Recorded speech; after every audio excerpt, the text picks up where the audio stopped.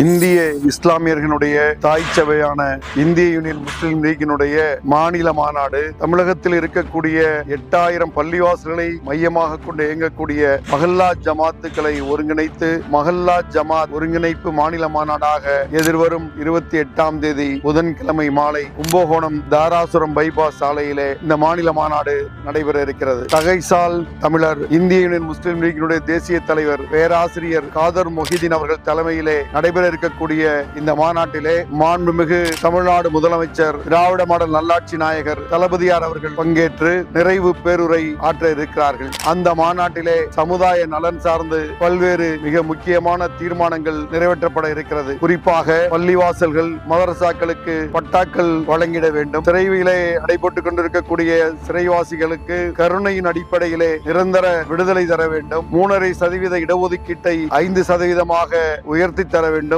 பள்ளிவாசல் கட்டுவதற்கு அனுமதிகள் உடனே வழங்க வேண்டும். உருது பேராசிரியர்கள் நியமனத்தில் இருக்கக்கூடிய இடையூறுகள் களையப்பட வேண்டும் என்ற முக்கியமான தீர்மானங்கள் அந்த மாநாட்டிலே நிறைவேற்றப்பட இருக்கிறது. சமுதாய சேவை ஆற்றக்கூடிய சமய நல்லிணக்கத்தை வளர்க்கக்கூடிய பள்ளிவாசல்களை தேர்வு செய்து 30 பள்ளிவாசல்களுக்கு முன்மாதிரி மஹல்லா ஜமாத் விருதுகளும் அந்த மாநாட்டிலே வழங்கப்பட இருக்கிறது. கண்ணியமிகு காயிதே மில்லத் அவர்களால் உருவாக்கப்பட்ட இயக்கம், சிந்தனை செம்மல் சிராஜுல் மில்லத் அப்துல் சமத் அவர்களால் வளர்த்தெடுக்கப்பட்ட இயக்கம், இன்றைய தலைவர் தகைசால் தமிழர் பேராசிரியர் அவருடைய தியாகத்தால் வழிநடத்தப்படக்கூடிய இந்த இயக்கம் தேசிய ஒருமைப்பாடு, சமய நல்லிணக்கம், ஒடுக்கப்பட்டவரின் குரலாக ஓங்கி ஒலிக்க இருக்கிறது. அந்த மாநாட்டிலே நீங்கள் பல்லாயிரக்கணக்கிலே லட்சக்கணக்கிலே அணிதிரண்டு வாரீர் வாரீர் என இதயம் நிறைந்த அன்போடு உங்களை வரவேற்கிறோம்.